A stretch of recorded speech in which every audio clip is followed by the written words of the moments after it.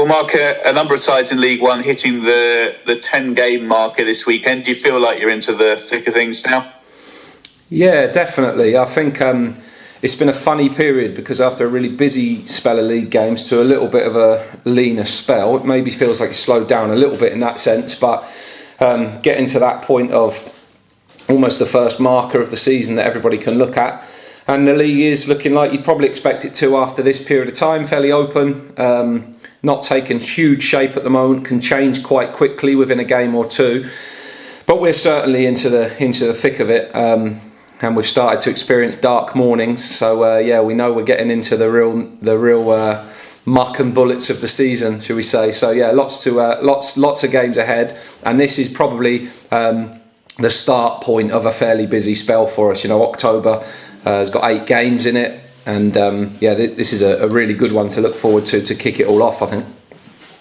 Yeah, with Derby, having had Wigan the other day and you were pleased with how you handled the stadium, the atmosphere, the size of the pitch, do you feel you're in quite a good place on that basis? Well, I hope so. I mean, this is the biggest one we face, isn't it? Like in terms of 27,000, I'm not sure there'll be so many more at that level. Brilliant.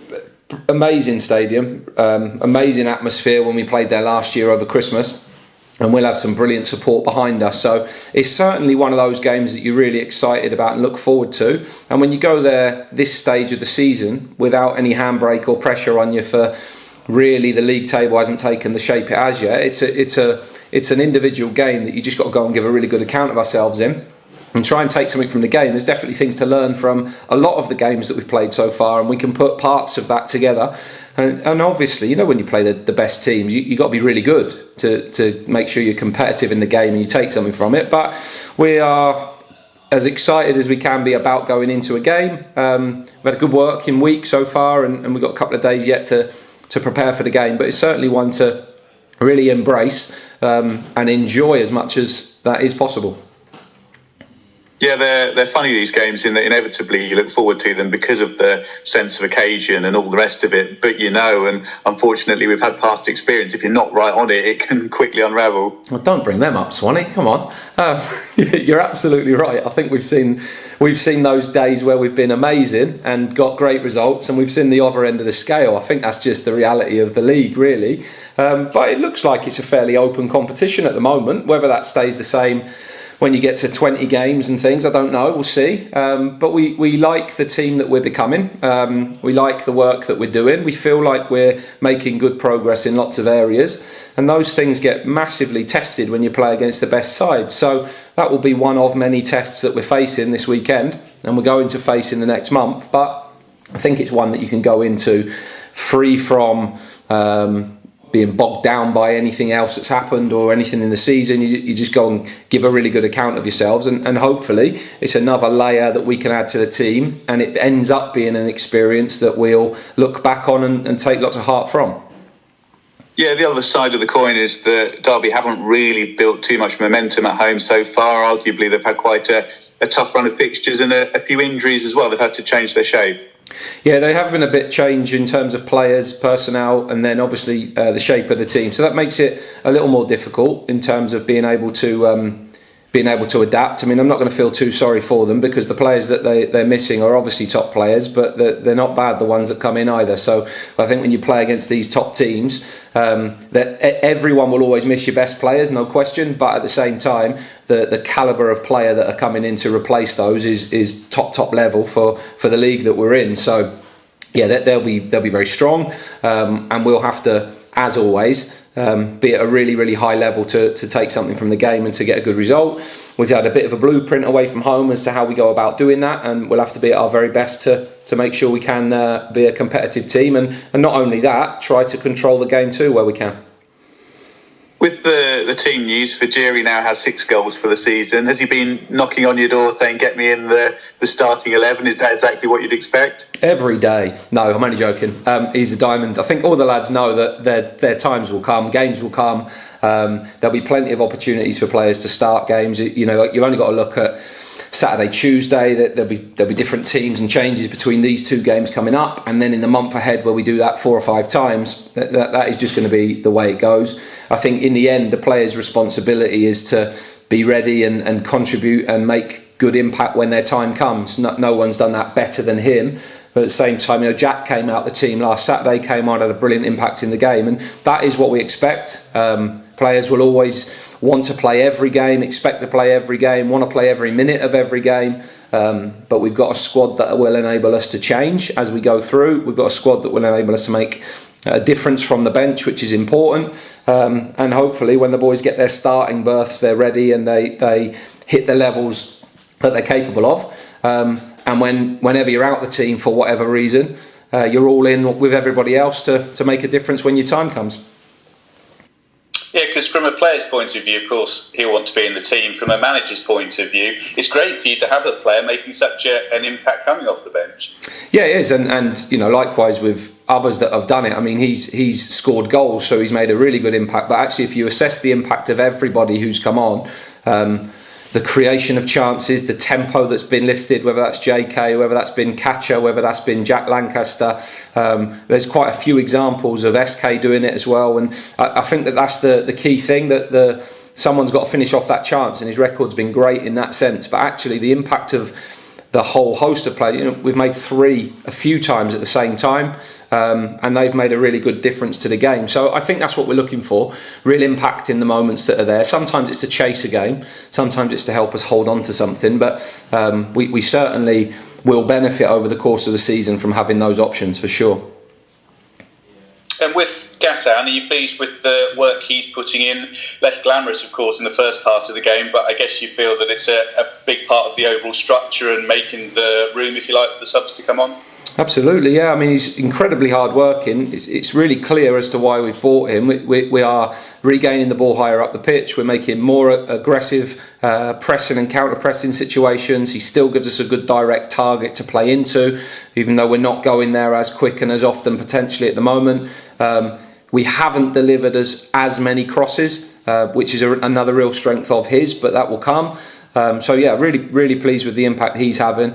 I think again he's come close on a couple of occasions to good chances or to being a whisker away, and learning how to deal with people grabbing hold of you in the penalty box is just one thing that he's going to have to deal with and learn from. But yeah, his attitude and work for us has been superb, everything that we sort of hoped it would be.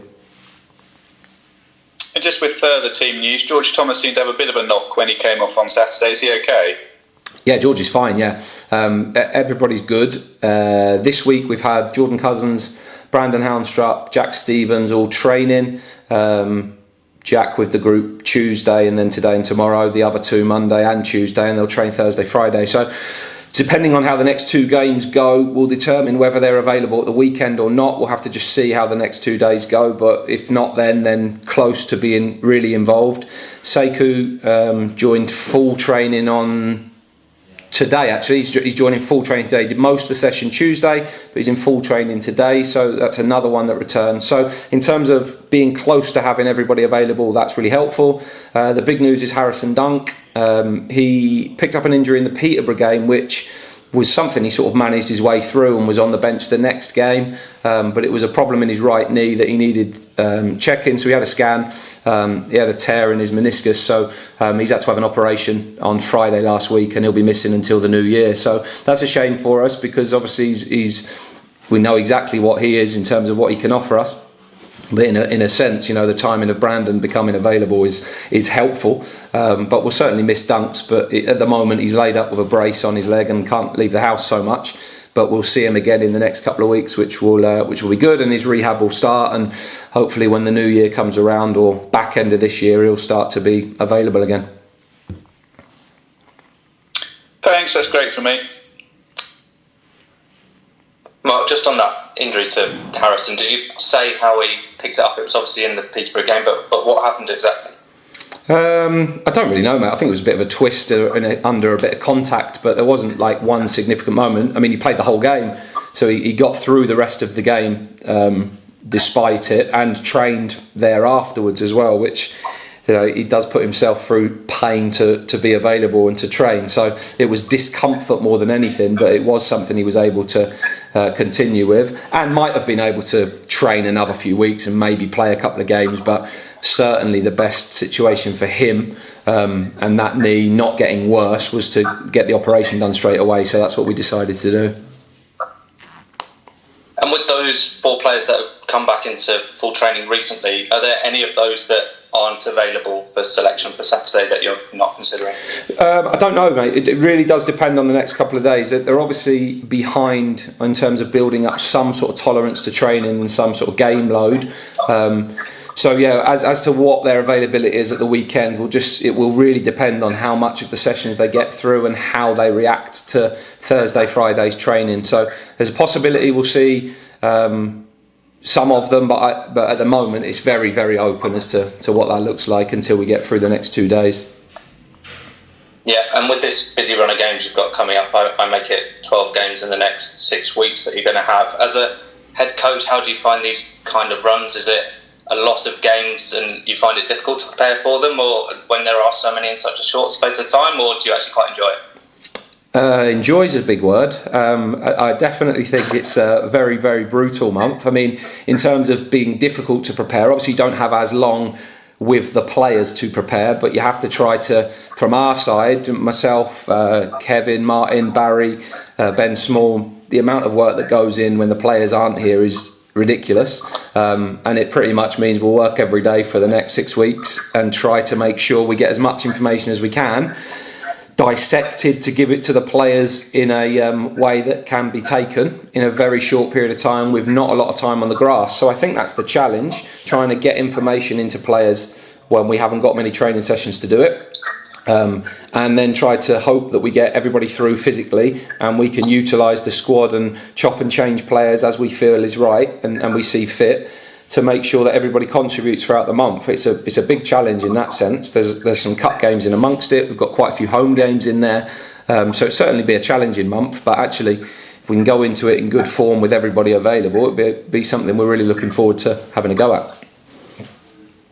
Yeah, and are you looking forward to as well when these players that haven't had many minutes, you can give them more minutes in a run like this? Are you looking forward to seeing what those type of players can do when they are handed the opportunity? Well, I think we know what they can do.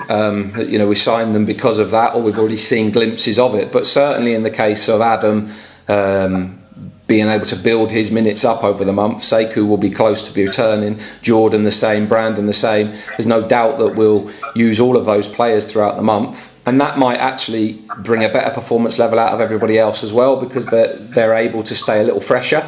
But there's certainly big time and big games ahead for lots of the players. And yeah, I do look forward to seeing how we adapt to being a team that changes from one game to the next. And can we be a team that still looks like us and still get results? That's going to be key.